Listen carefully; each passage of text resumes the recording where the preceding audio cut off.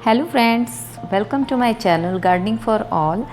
और आज ये वीडियो मैं काफ़ी लंबे समय के बाद बना रही हूँ क्योंकि कुछ हेल्थ इश्यूज़ की वजह से और कुछ घर पर मेरे काम चल रहा था जिसकी वजह से वीडियो बनाना पॉसिबल नहीं हो पा रहा था, इसीलिए काफ़ी लंबा ब्रेक हो गया।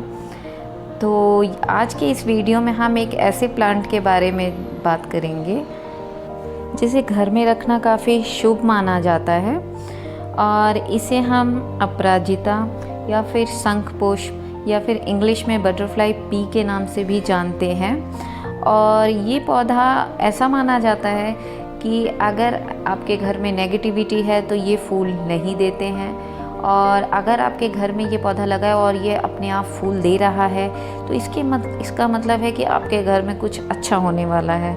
एनीवेज, हम गार्डनर्स के लिए तो हर पौधा ही लकी होता है। तो अगर आपके घर में ये पौधा है और ये फूल नहीं दे रहा है तो डोंट वरी, आज के इस वीडियो में मैं आपको सारी डिटेल बताऊंगी जिससे कि आप भी इसको अपने घर में गमले में लगे हुए इस पौधे से बहुत सारे फूल पा सकते हैं। और इस प्लांट में देखिए मेरे कितनी सारी कलियां आई हुई हैं। तो इसके लिए, इस पौधे के लिए जो दो चीज़ें ज़रूरी होती हैं वो हैं सनलाइट और वाटर। अगर इन दो चीज़ों का आप ध्यान रख लेंगे तो बहुत ही आसानी से आप भी इसमें से फ्लावर पा सकते हैं। और तो सबसे पहला जो चीज़ है वो है इसकी जो मिट्टी आप जब तैयार करते हैं तो इसकी मिट्टी ऐसी बनाएं जो मॉइस्चर को होल्ड कर सके, मतलब जिसमें नमी बहुत देर तक बनी रह सके। तो ऐसी मिट्टी के लिए आप चाहें तो मिट्टी में कोकोपीट का इस्तेमाल कर सके, उसमें अच्छे से तैयार कर सकते हैं। जैसे कि आप 2 पार्ट कोकोपीट ले लीजिए, 1 पार्ट गार्डन सॉइल ले लीजिए और 1 पार्ट वर्मी कंपोस्ट ले लीजिए। इस तरह से आप मिट्टी तैयार करेंगे तो भी इसमें मॉइस्चर बहुत देर तक रह सकता है।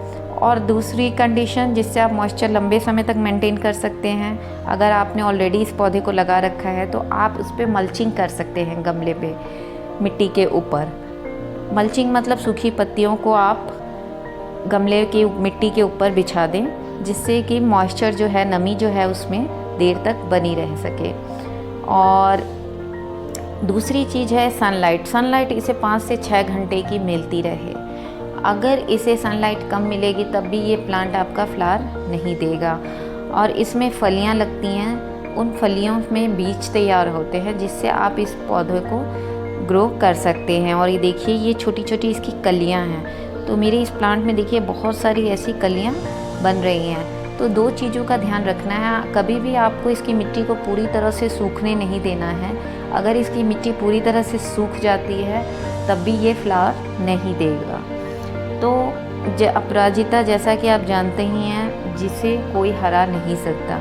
तो सच में इस फ्लावर की खूबसूरती देखकर ऐसा ही लगता है कि सच में बहुत ही सुंदर सा फील होता है इस फूल को देखकर। और ये देखिए ये क्रीपर की वैरायटी का है तो इसको आपको सहारा देना पड़ेगा और सपोर्ट के लिए इस तरह से बांस की डंडियाँ आपको लगानी पड़ेंगी।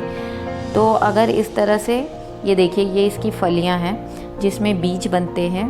तो अगर आपको बीज चाहिए तो आप इन फलियों को एज इट इज़ छोड़ सकते हैं। तो अभी तो देखिए ये तैयार हो रही हैं, इनमें अभी बीज नहीं बने हैं।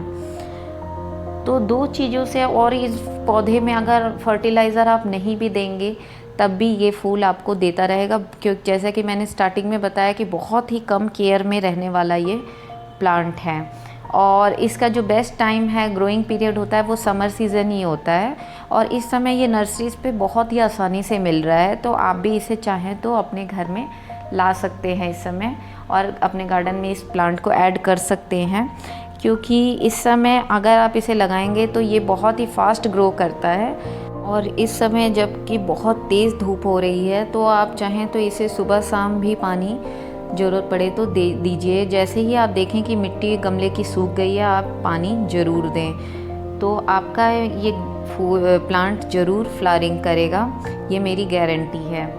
और इसमें मई जून के समय वैसे तो मैं बहुत ही कम फर्टिलाइज़र यूज़ करती हूँ।